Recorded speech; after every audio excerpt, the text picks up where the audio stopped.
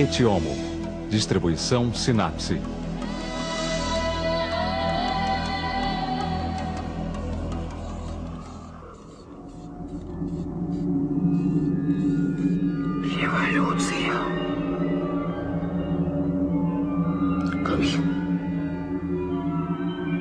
Revolution. Revolution. Thora. Revolution.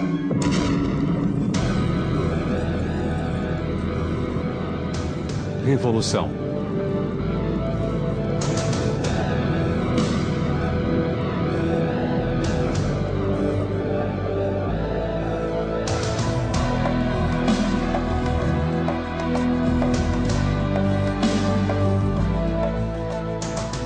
Revolução.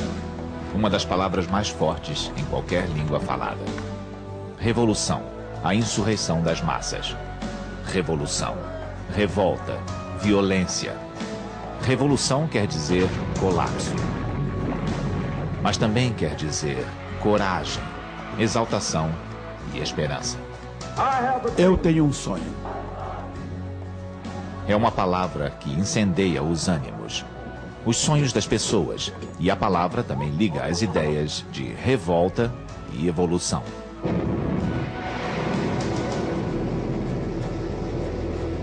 Revolução lembra contrastes, ricos e pobres, elite e povo, liberdade e opressão. Revolução também tem a ver com ciclos. Revolução é tumulto, mas também é uma roda que gira. Às vezes ela pode virar lentamente, mas sempre deixa mudanças profundas.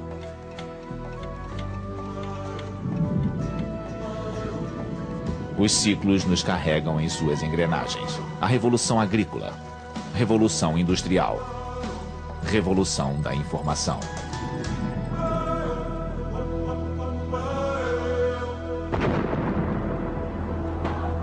Politicamente é a queda de um regime, seguida de mudanças radicais na sociedade.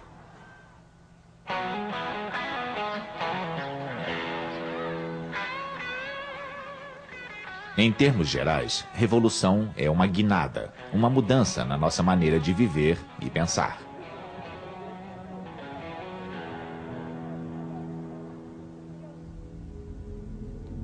Revolução.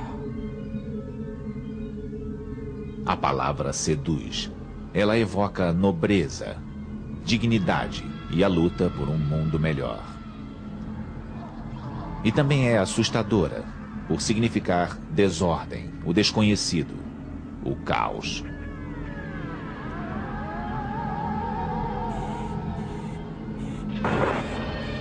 Será que ela continua tão significativa hoje? Ou será apenas uma sombra do passado, da qual nada restou além de um eco? O que motiva as pessoas a fazerem a revolução?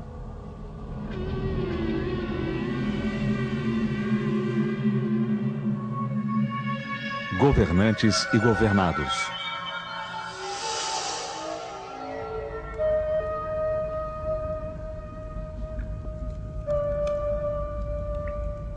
Sabemos pouco sobre nossos antepassados pré-históricos, mas é difícil imaginar uma revolução política numa tribo nômade daquela época.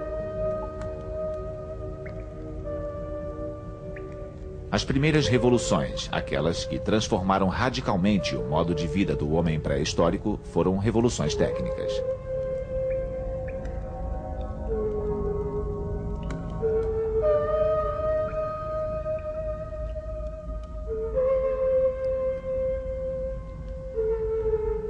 A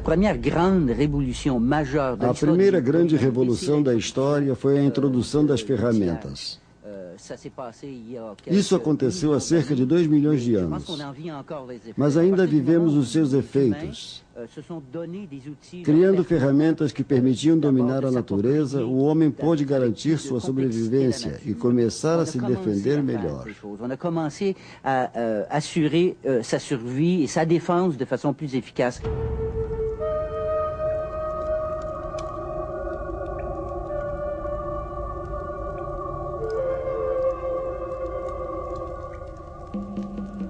Foi nesse tempo remoto que descobriu-se o fogo, e a vida dos clãs nômades passou a se organizar em torno das refeições em grupo.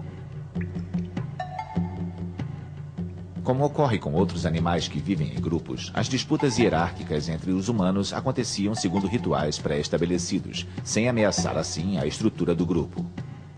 A hierarquia se baseava em idade, sexo, experiência ou na força física do líder.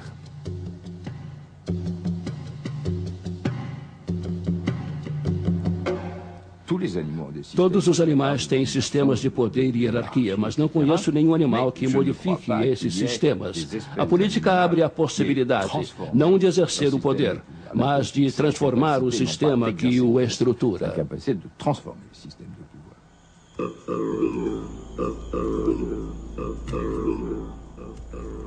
Na época das tribos nômades, não existiam muitos humanos, e todos viviam espalhados. As pessoas não se encontravam com muitos estranhos ao longo da vida. Exceto por disputas ocasionais por território, a vida transcorria em paz. Pouca gente, poucas brigas. Além disso, as posses do indivíduo nômade eram somente o que ele conseguia carregar consigo. Não havia riqueza e não havia cobiça. Mas o Homo sapiens observava a natureza e desejou ter um controle maior sobre suas reservas de alimento. Mesmo sem saber, ele deu início a uma mudança revolucionária. O homem inventou a agricultura. Ele passou a ter como assegurar uma fonte garantida de alimento. Com a agricultura veio a criação de animais. E como o homem precisava se fixar à terra para cuidar da lavoura e do gado, ele se tornou sedentário. E assim, pôde começar a acumular riqueza. A população começou a crescer rapidamente e a se organizar em comunidades. Mas quanto mais gente aparecia, mais desavenças surgiam. Logo, os mais astutos, os mais fortes e os mais ricos conquistaram posições de destaque. E quando se está no lugar do mais forte, a tentação é grande para explorar os mais fracos.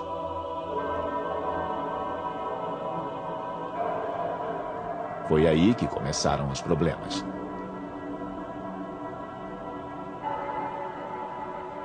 Reis, nobres e sacerdotes se apropriavam dos excedentes produzidos pelas classes menos favorecidas. Eles faziam uso do que fosse necessário para manter o seu poder, inclusive de brutalidade. Mas por vezes as pessoas se cansavam de estar sempre por baixo e acabavam perdendo a paciência.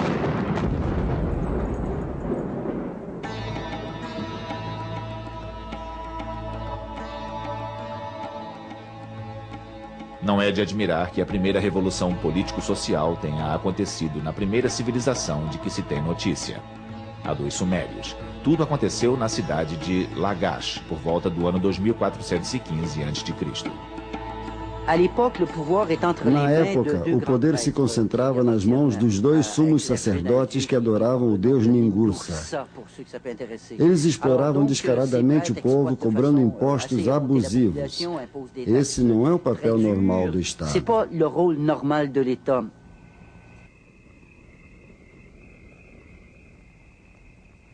Os escribas já registravam essa exploração há mais de 4.000 anos.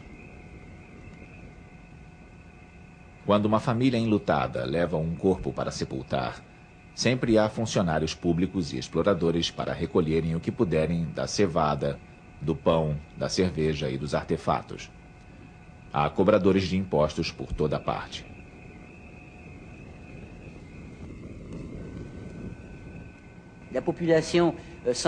O povo estava insatisfeito e iniciou um levante. Um sujeito chamado Urukagina aparentemente era o líder. Ele derrubou o sistema e implantou várias reformas. Ele liderou a revolta que se transformou numa pequena revolução política, pode-se dizer, já que envolvia o Estado. Mas ela não questionava a natureza desse Estado, e sim os seus procedimentos.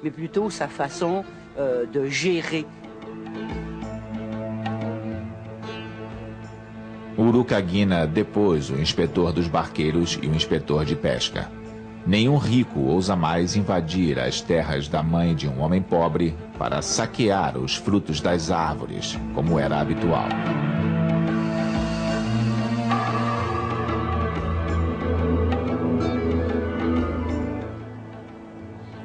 Historicamente, nem todas as elites exploraram os menos favorecidos. Algumas eram formadas por indivíduos que sonhavam com justiça e, por vezes, foram os precursores de revoluções. Foi assim que o aristocrata Solon ajudou a criar a democracia na Grécia quase 2.600 anos atrás.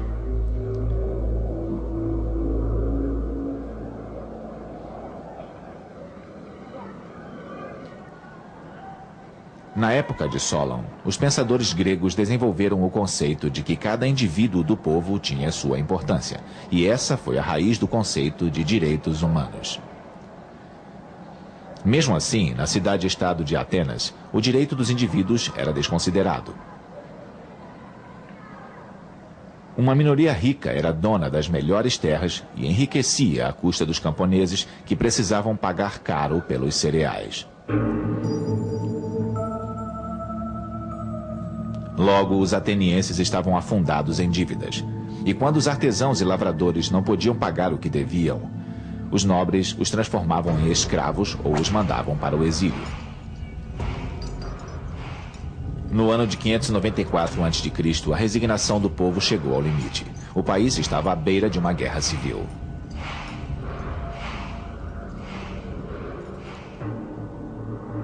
Foi então que Solon abrandou a crise.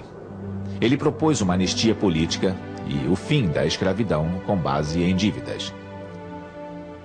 E estendeu o direito de supervisionar a administração da cidade a todos os cidadãos atenienses.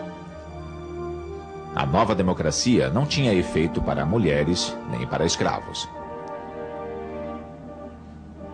Mesmo assim, foi uma ideia revolucionária num mundo onde, mesmo nas outras cidades da Grécia, somente os membros da aristocracia podiam reivindicar o status invejável de indivíduos. Na Grécia Antiga, sobretudo em Atenas, o movimento foi coletivo, mas estava concentrado no que chamamos de individuação, na liberação do indivíduo.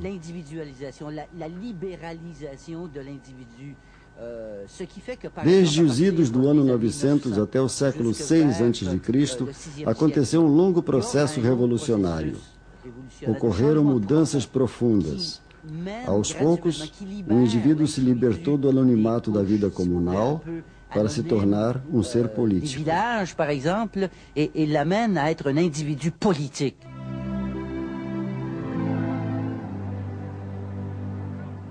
Graças a Clístenes e Péricles, que apoiaram as reformas de Solon, toda a comunidade ganhou soberania.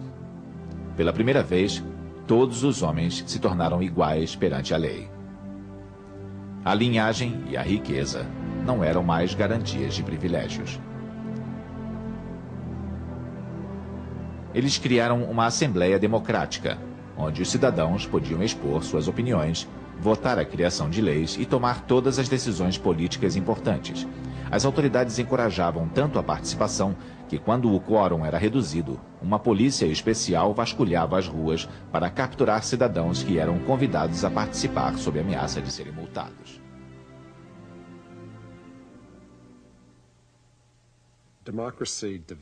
A democracia nasceu nas cidades-estado gregas. O modelo de governo democrático existe há muito tempo. Sempre que há revoltas contra reis e imperadores, as pessoas podem se inspirar nos modelos da República Romana ou da democracia da Grécia Antiga. Mas nunca foi fácil implementar esses sistemas. Para derrubar a monarquia, muitas vezes é necessário criar instituições ainda mais fortes, capazes de controlar grandes estados.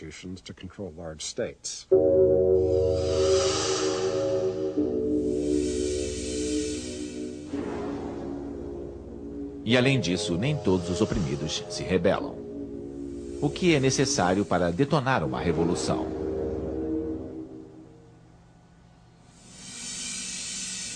Liberdade ou morte.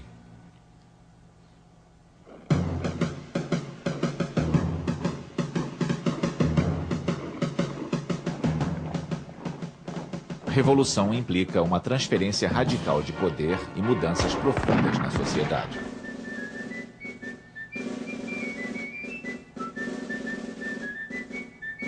As revoluções americana e francesa ajudam a compreender quais os elementos necessários para fazer uma revolução eclodir.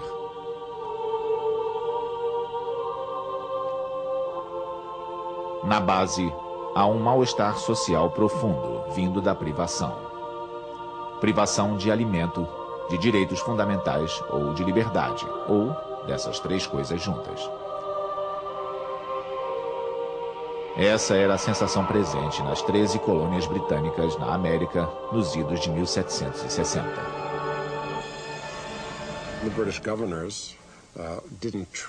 Os governadores britânicos não davam aos americanos o respeito que eles julgavam merecer. Eles se viam como britânicos, tanto quanto os europeus, e merecedores de um tratamento à altura. Os americanos se sentiam tolhidos e explorados pelos altos impostos. Sentiam que os britânicos os tratavam como servos, em vez de cidadãos livres, e quiseram corrigir isso tudo.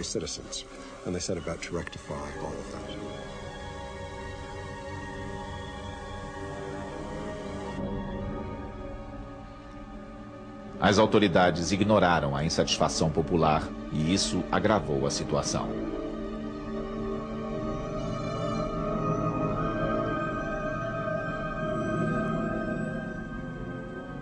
Luís XVI cometeu o mesmo erro na França. Ele centralizava todas as decisões do Estado, mas ignorava totalmente as condições de vida de seus súditos. O povo começou a questionar se ele teria direito de governá-los. Fraco e indeciso, Luís XVI isolou-se da aristocracia que desejava manter seus privilégios num país à beira da falência. Dos burgueses que exigiam mais poder e dos artesãos e camponeses que não estavam mais dispostos a viver na pobreza. Os alarmes estavam soando, mas o rei não deu ouvidos. Da mesma maneira como, anos antes, Jorge III da Inglaterra havia ignorado as exigências das colônias americanas. O governo britânico via as colônias como um bem a ser administrado em benefício da elite local.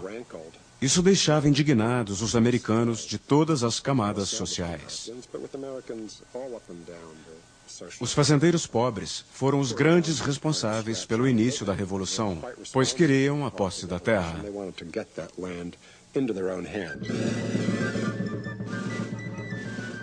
Para uma revolução dar certo, é preciso haver um consenso entre a população, ou pelo menos em mais de uma classe social. Caso contrário, o que se tem é uma guerra civil. Dizem que a Revolução Americana foi apenas um levante político da elite americana contra a elite britânica, que visava a libertar os americanos ricos dos impostos. Mas, na verdade, os americanos desejavam um país que não estivesse nas mãos de um rei e onde pudessem escolher o próprio destino.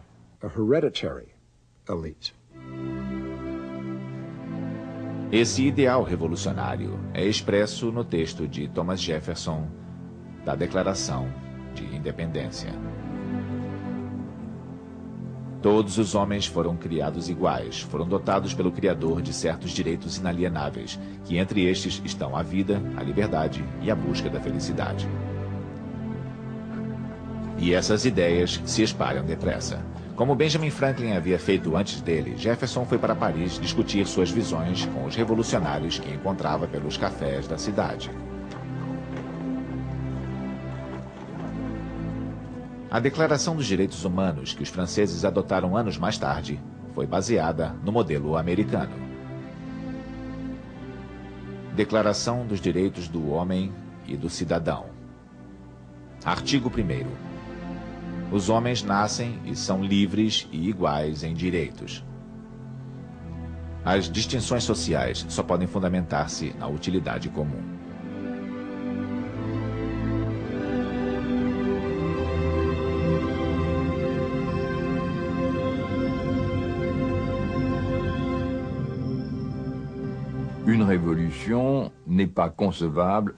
Não existe revolução sem líderes. Pode ser uma pessoa ou um grupo de pessoas. Não há revolução sem uma contra-elite, uma vanguarda revolucionária. Em geral, há um líder que é ao mesmo tempo o estrategista e um líder carismático que expressa os desejos do povo. Et un personnage charismatique, c'est-à-dire à travers lequel les gens expriment leurs désirs.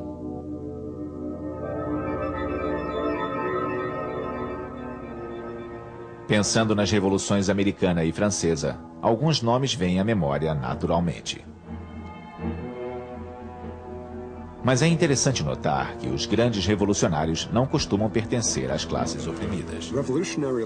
Os líderes são aqueles que desejam mudanças para o seu país e que, provavelmente, escolheriam carreiras políticas, mas se veem num contexto em que não é possível promover mudanças da forma convencional. Assim, a única maneira de transformar o status quo é tornando-se revolucionário.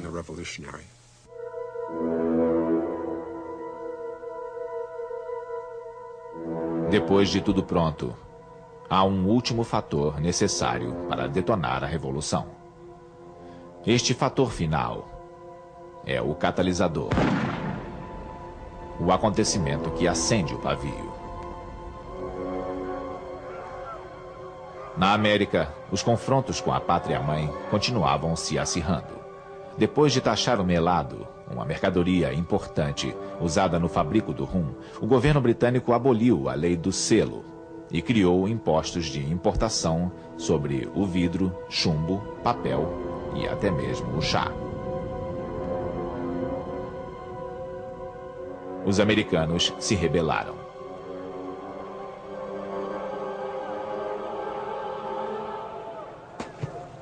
Eles organizaram a famosa Festa do Chá em Boston. Disfarçados de índios, os patriotas jogaram caixas de chá importado nas águas do porto de Boston. Isso levou a Grã-Bretanha a criar leis repressoras. Os americanos reagiram criando um governo revolucionário em Boston. Foi uma decisão explosiva. O primeiro confronto entre patriotas e soldados britânicos aconteceu em Lexington, em 19 de abril de 1775. Era o início da Guerra da Independência.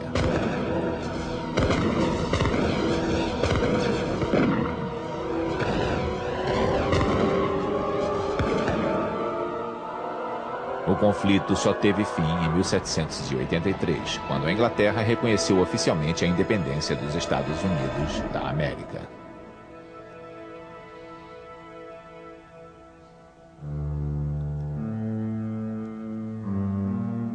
Do outro lado do Atlântico, vários anos de colheita ruim levaram à escassez. Os cofres da França se esvaziaram. Em 1789, em resposta ao descontentamento popular, o rei convocou o Estado Geral. A burguesia convenceu membros do clero e da nobreza a exigirem a criação de uma Assembleia Nacional. Por fim, Luís XVI cedeu, permitindo que uma assembleia com representantes eleitos supervisionasse a administração do Estado.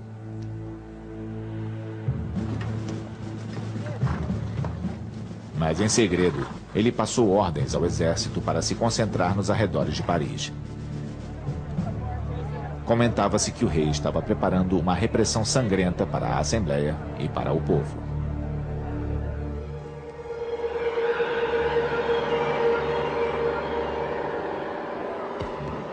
Em 14 de julho de 1789, a multidão atacou e tomou a Bastilha, a prisão da coroa, onde esperava encontrar armas para a sua defesa.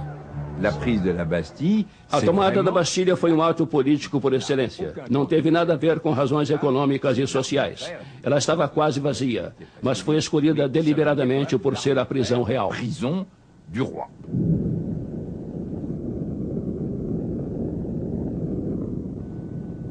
Mas revoluções não acontecem num único dia. É preciso tempo para derrubar todos os opositores.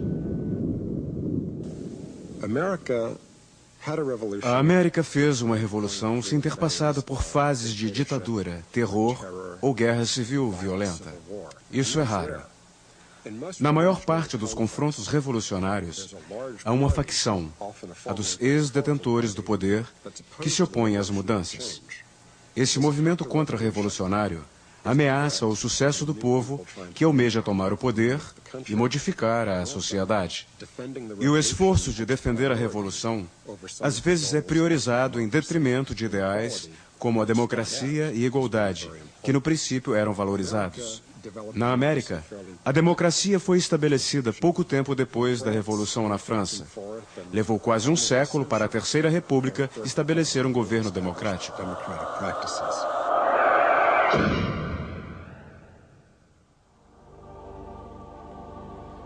Liberdade de expressão, de ideias e de movimentos. Essas foram as grandes conquistas de revoluções políticas, muitas vezes defendidas com o derramamento de sangue. Máquinas e mentalidades.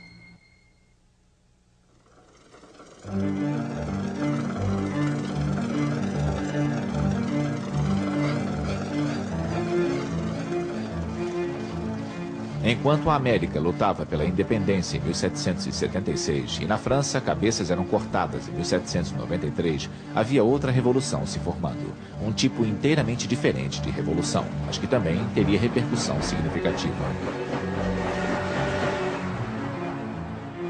Na Grã-Bretanha, inventores criaram um aparelho que iria revolucionar o mundo: a máquina a vapor. Será justo chamar a Revolução Industrial de revolução? Sim, se considerarmos a mudança que ela provocou na vida das pessoas. A máquina a vapor e as ferrovias que permitiram o transporte de alimentos e o desbravamento de novas terras transformaram a visão que se tinha sobre o que era possível. Mas levou tempo para as pessoas se darem conta disso.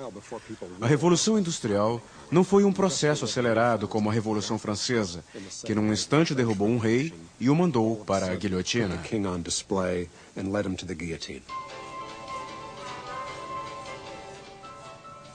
A primeira onda da Revolução Industrial atingiu a produção têxtil. Em primeiro lugar, havia mão de obra disponível depois que implementos agrícolas tiraram o trabalho de muitos lavradores.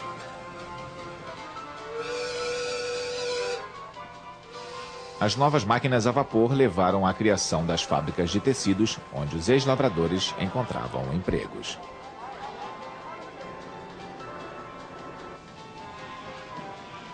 Os empreendedores dispunham de dinheiro para investir e, graças às inúmeras colônias do reino, tinham também mercado para seus produtos.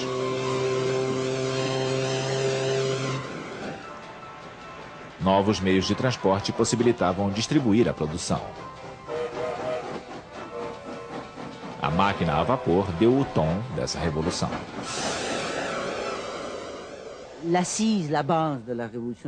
O fundamento da Revolução Industrial está primeiramente na forma de produzir.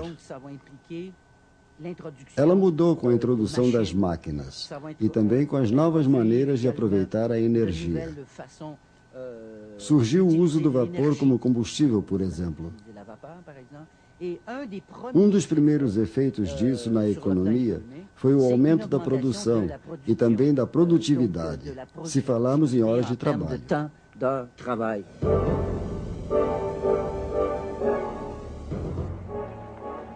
A segunda onda da Revolução Industrial veio com o uso de novas fontes de energia, como a eletricidade.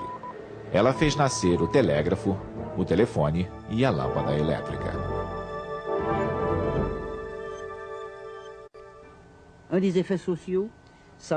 Um dos efeitos sociais foi a transformação de camponeses em operários, agora presos ao ritmo imutável das máquinas.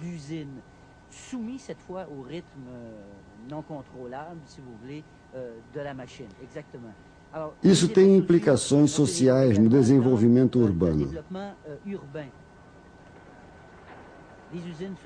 As fábricas ficavam em grandes cidades.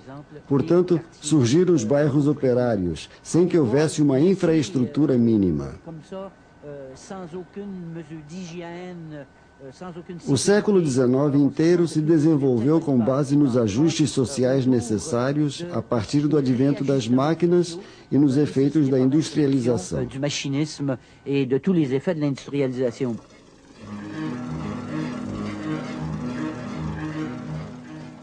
Outro efeito da Revolução Industrial foi o surgimento da classe operária.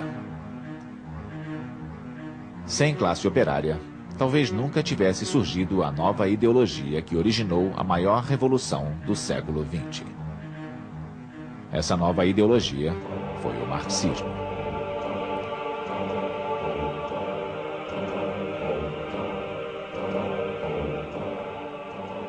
O marxismo se fundamentava na crença de que a revolução era não só inevitável, como também libertaria o mundo da propriedade privada.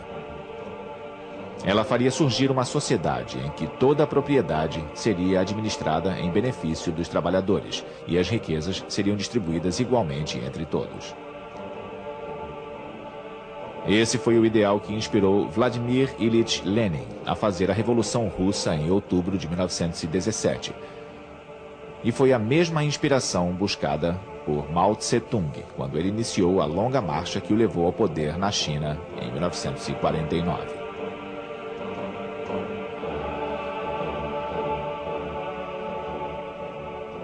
Mas nenhum revolucionário seria capaz de derrubar o regime sozinho. Revoluções são feitas com a força da união. Os indivíduos, um a um, devem abraçar o sonho da mudança e a mentalidade reinante deve ser renovada.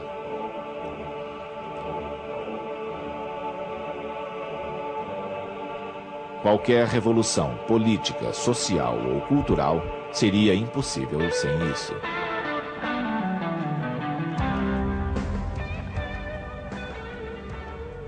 A chamada revolução sexual, por exemplo, seria impensável sem uma mudança profunda de mentalidade.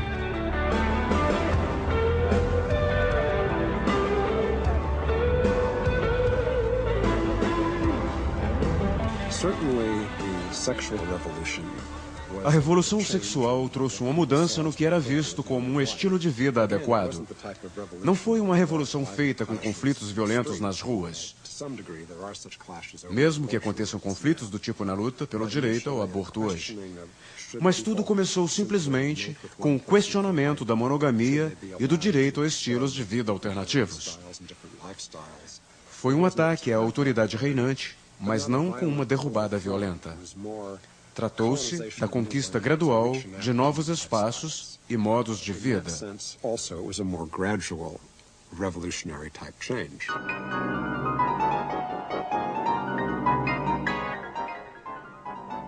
E essas mudanças revolucionárias que abalaram o mundo ocidental não teriam sido possíveis sem a mudança radical de mentalidade criada pelo feminismo.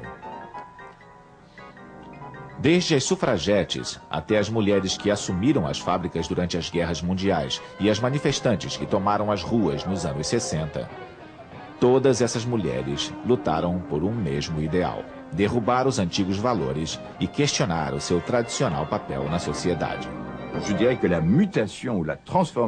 A mudança mais importante da última metade do século XX foi o movimento feminista.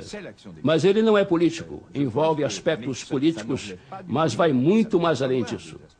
É uma chamada mutação cultural, uma mudança fundamental na representação que adotamos do ser humano.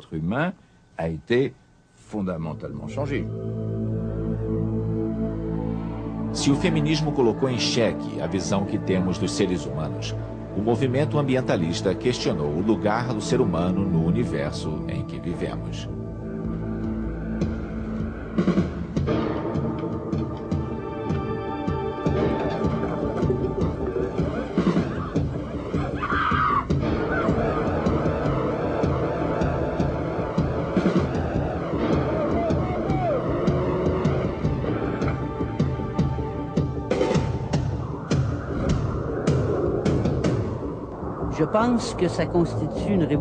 É uma grande revolução na visão que temos da nossa relação com o universo.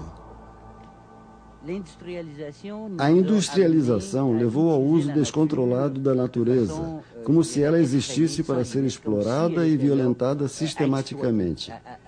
Mas agora nos demos conta de que há limites para isso. Eu espero que todo esse questionamento e as mudanças de comportamento com relação ao planeta e aos seus recursos levem a uma verdadeira revolução, a uma nova relação entre homem e natureza. Serait celui d'un nouveau contrat entre l'homme et la nature.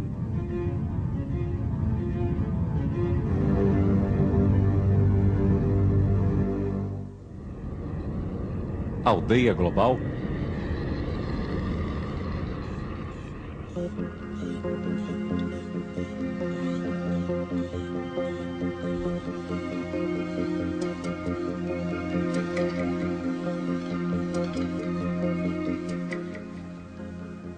Nenhuma revolução é possível a menos que seus ideais políticos, sociais ou culturais possam ser propagados.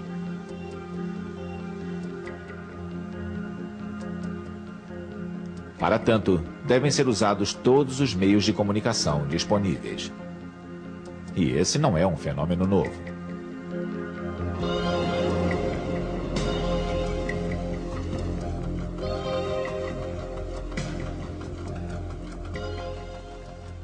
Desde o surgimento da imprensa, as guerras panfletárias sempre foram parte das revoluções. Os jornais fazem as ideias circular. O rádio e, mais tarde, a televisão se mostraram ferramentas incríveis de propaganda. O que vocês precisam?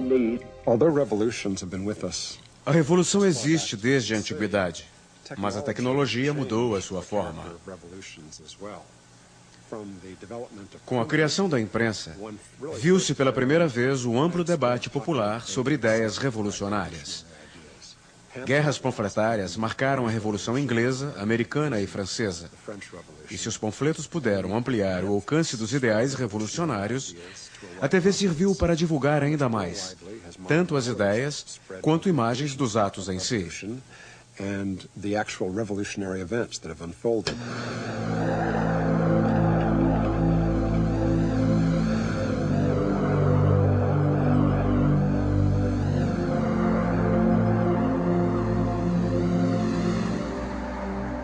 Regimes totalitários sempre se apressam em obter o controle total sobre a mídia. Afinal, não é essa a melhor maneira de abafar movimentos revolucionários?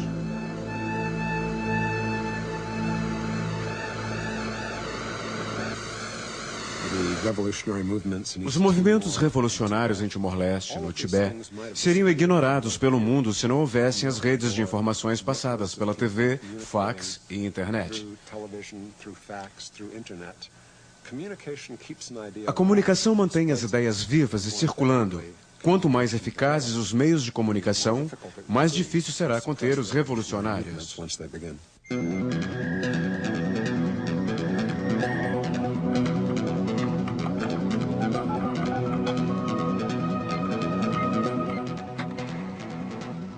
Com as novas tecnologias de comunicação, os meios para divulgar ideais revolucionários são ilimitados.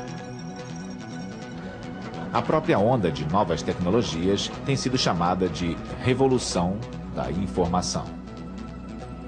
Mas será mesmo uma revolução?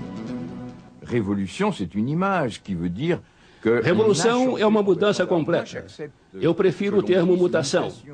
Não me importo de falar em revolução, mas fica sem sentido. Nós intuímos a existência de sociedades pré-industriais. Depois vieram as sociedades industriais e hoje vivemos na sociedade pós-industrial. Seja da comunicação, da informação ou do que for. A revolução no sentido de uma mudança de estrutura realmente aconteceu, mas não quer dizer que tenha sido conquistada à força. Brusque. Et par la force, évidemment non.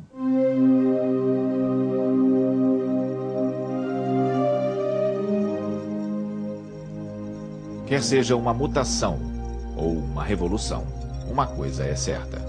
Depois que as redes permitiram a divulgação de uma massa incrível de informação sem barreiras de países, leis ou visões culturais diferentes, devem acontecer reviravoltas radicais.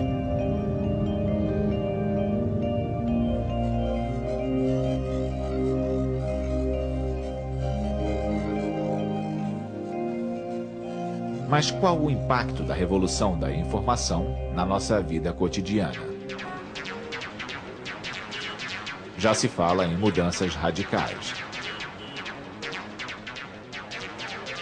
Mas não devemos esquecer que informação já é a base de qualquer sociedade.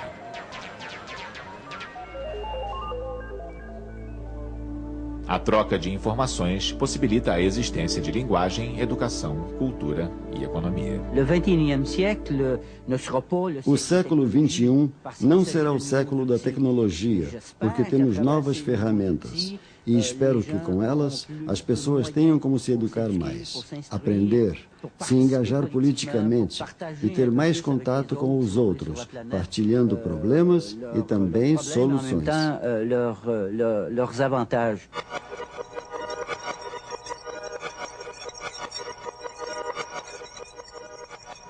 Mas há quem questione se estamos mesmo melhor informados.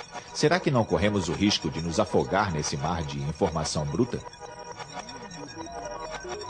Além disso, como ela não está igualmente disponível para todos, a lacuna entre países com acesso a ela e os que não têm acesso deve se aprofundar ainda mais. Os efeitos dessa terceira onda da Revolução Industrial variam de região para região. Mas eles vão variar também de acordo com quem os analisa. Será que o termo revolução perdeu o seu brilho? O uso exagerado do termo quase o banalizou. Já estamos chamando qualquer mudança de revolução, até como instrumento de marketing. Apregoa-se inovações revolucionárias em detergentes e cremes dentais. Claro que o termo evoca uma imagem atraente de novidade e melhoria, mas estamos exagerando. Hoje, todos se empolgam ao falar de revolução da informação, mas, como aconteceu com a Revolução Industrial, vai levar décadas para termos a noção exata das implicações dela.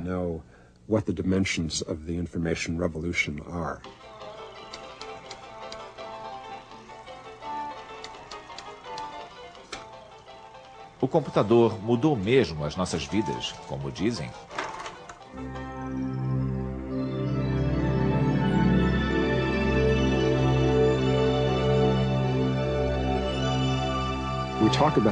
Fala-se em trabalho à distância, mas a maioria das pessoas ainda precisa ir para o escritório.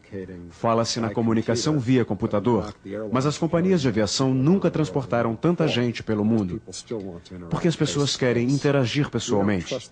Ainda não confiamos no computador para mediar todas as nossas trocas. Não deixamos que ele substitua o que chamamos vida normal.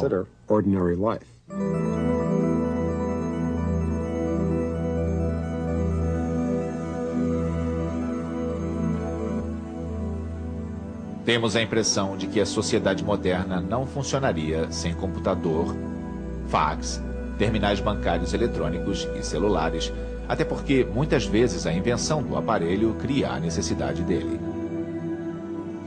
Mas será que isso tudo faz as pessoas se sentirem menos solitárias? Todos esperamos o nascimento de uma fraternidade sem fronteiras, a tão falada aldeia global. Mas mesmo assim, não estamos felizes. Por que será? Amanhã, a revolução.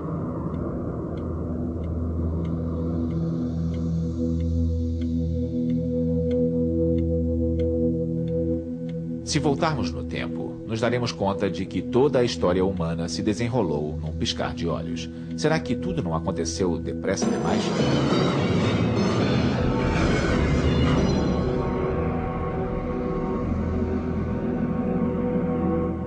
Diante dos milhões de anos de evolução gradual e paciente que aconteceram antes de nós, temos que admitir que 99% da existência humana foi passada em pequenas tribos nômades da pré-história.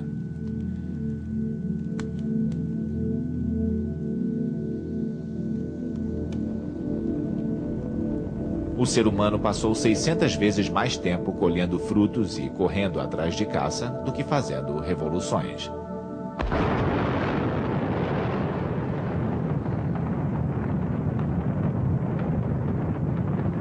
O progresso todo aconteceu em ritmo veloz e as mudanças se aceleram cada vez mais.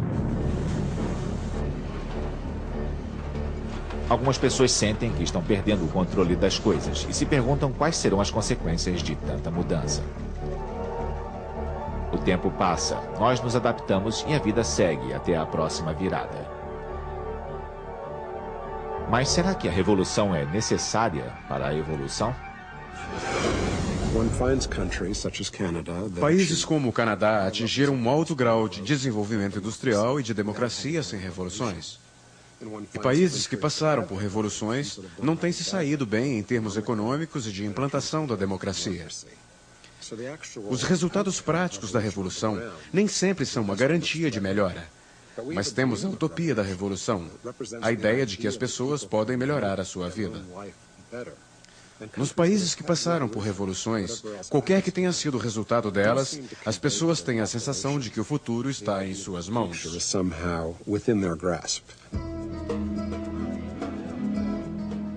Diariamente, mesmo sem nos darmos conta, desfrutamos das conquistas obtidas pelas grandes revoluções da história. Muita gente no mundo tem o direito de expressar suas opiniões, de praticar a religião que escolherem ou nenhuma religião, de ser defendidos por um advogado em caso de acusações e de se deslocarem livremente. Tudo isso porque nossos ancestrais defenderam bravamente ideais de justiça no passado.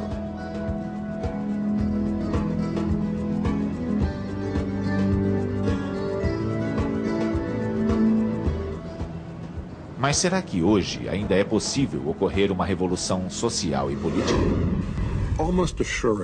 Certamente, a revolução é possível sempre que um governo adota posições exclusivistas que incomodam a elite, que se sente sem voz de ação ou que falha em atender às aspirações da população geral. Nous voyons davantage dans la révolution une rupture. Revolução é ruptura, é violência. Hoje temos mais consciência das consequências perigosas das revoluções. Por isso, eu acho que a ideia de revolução está em declínio e a de democracia em ascensão. Qui descend et que l'idée de démocratie est un astre qui monte.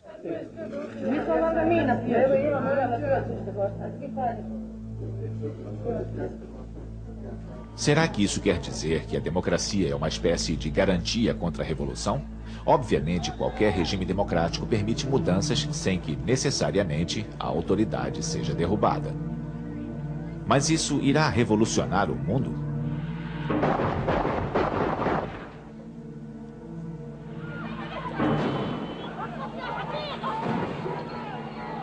Além disso, com a globalização, o primeiro mundo será cada vez menos capaz de ignorar o que se passa no resto dos lugares.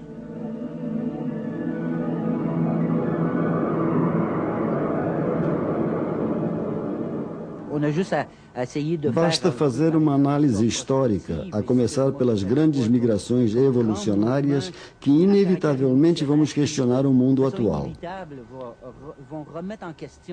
Temos as pessoas que vivem no terceiro mundo, nos chamados países que não estão se desenvolvendo, mas na verdade eles têm o seu desenvolvimento reprimido e estão cada vez mais revoltados com isso. A migração desses povos deve aumentar, tornando-se cada vez mais difícil de ignorar. Isso criará problemas que o hemisfério norte será forçado a enfrentar.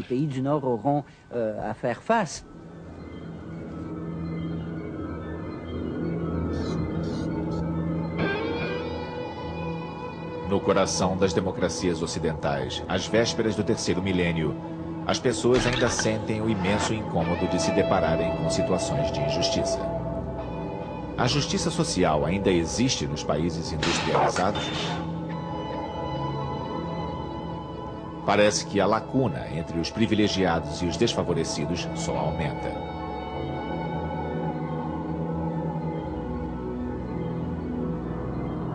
O incômodo existe, é palpável.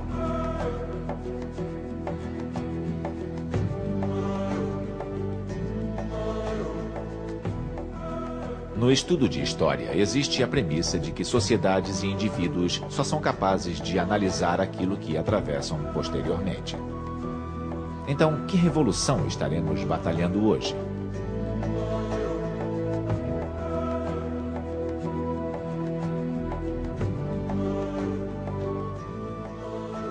Sem dúvida, os nossos filhos serão capazes de nos dar essa resposta no futuro.